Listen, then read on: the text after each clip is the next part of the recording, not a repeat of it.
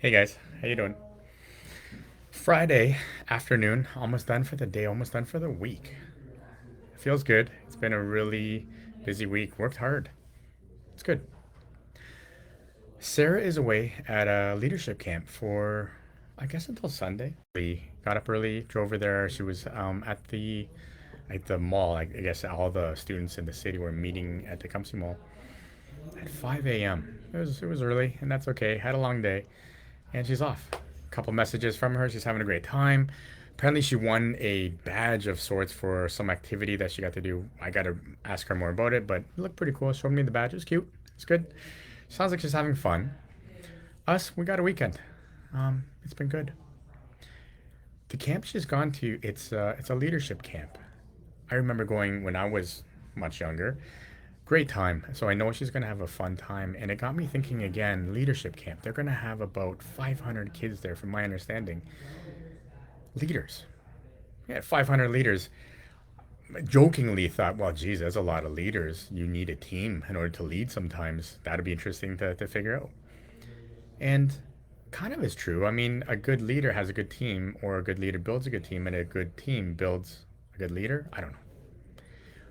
Here, I got a team. An amazing team. Amazing team members, amazing team as a whole. It's awesome. Part of what I love about this team is their willingness to grow. They work hard, they ask good questions, and we help each other. It took a while to get there. It wasn't just something you can jump in and say, by the way, here's what you need to do. A lot of times we have to build towards that, that teamwork, the team vulnerability, if you will. In order to give that feedback, the constructive criticism, the healthy conflict, to achieve that, you have to have that trust. See, in our office, we try to have regular meetings. We'll talk about how patients are doing, where are we stuck, where are we not stuck, where are we flowing on each other. How are we working through this, or what are we adding to our bag of tricks, if you will, for vision therapy? This came up last week, and I did ask permission. Nick gave me permission to share this story. We were talking, and Nick gets great rapport. I hear from patients over and over, and I love hearing it, how much they enjoy working with all my therapists, and especially Nick. A lot of them just have this really great rapport with Nick. He connects with them. And I said to him, and it's a good thing, right? Who wouldn't want connection? Who wouldn't want that feedback? And I said to him, look, that's great. That's fantastic. Are you ready for some feedback? And he looked at me. He's like, I think so. And I said to him, the challenge was, look, I know you have great rapport. Continue doing that. That's so important to be able to have success. You need rapport. Now, what are you doing with that rapport? How are you helping the patient with the therapy to push them in places that they're uncomfortable, a bit harder for them to move towards, working through what they want to work on, challenging them, going to a higher level. Now, it's not that it's not enough. It's just that isn't it important to keep on recognizing where you are, being aware, finding out where you can improve? What are you good at and what do you want to work on? What do you need to work on? Now, in that moment, he had a choice. He could have taken that feedback of, man, I'm doing a good job. Man. People like working with me. What's your problem? He could have taken it personally. And instead, he came back later and said, okay, what do you think I can try? Or here's some suggestions. That was pretty cool because that's how you grow, isn't it? It's how you receive the feedback. It's how you give feedback. One of the things I guess we had to work through as a team to really get to that place of growth and understanding of each other was really just start to recognize how we behave around each other, and also to recognize and ask yourself, what is the intention of this conversation?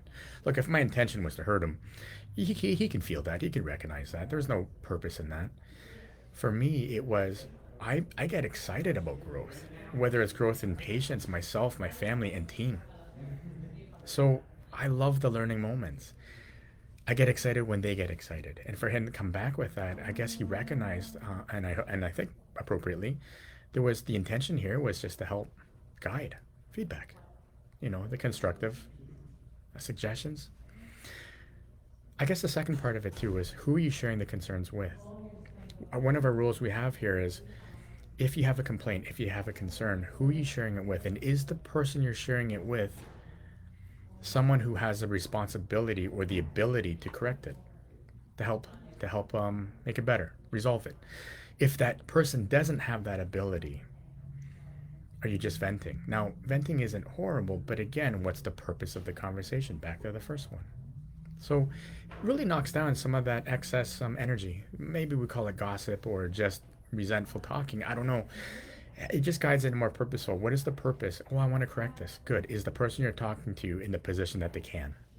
If not, is that appropriate use of the time? The second level is how are you receiving the feedback? How are you giving it? And when you're receiving it, are you taking it personally? Or is there a lesson in here that you can maybe benefit from? Is there something that you can kind of grow or build upon or work on? So obvious, so important when we're talking about career, workplace settings. How about at home? How are you receiving and giving feedback at home? How are you talking or communicating as a husband, a wife, partner, mother, father? How are you helping each other, building each other up? Or are you taking it personally? Again, this is just one aspect of communication, and yet so important to really recognize the words we use. They have the power to build up just as quickly as they have the power to tear down. What is the intention of the comments, of the words?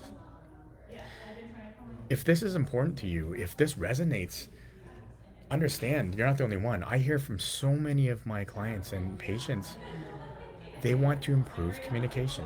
They want better communication, whether at work, with themselves, or with their spouse. So cool to hear because, again, we recognize when I hear I want better communication, oftentimes I've yet to really hear it otherwise. They really are saying to me, I want to do better. I want the next place, the next level. And again, I'm so lucky to have the team that I have to be able to help grow with them. I love it. And everything I learn, I get to pass on to you and my family and so on. It's just a fun journey. Thank you again for listening, for watching and being in on this. If you have any questions or just want to comment or want to know more, send me a call, send me a message, and let me know. Otherwise, enjoy your weekend. I'll be back again next week. Next week, we're flying out. We're going to the second weekend of the Sanet series. I get to learn with Bob Sanet. I'm excited. I get to see some familiar faces. First one I missed, I was in Hawaii. It's a good trade-off. This time I'm going to be in San Diego, so I'm excited. I get to go. Have a nice day. Enjoy, and I will see you in San Diego. Bye, guys.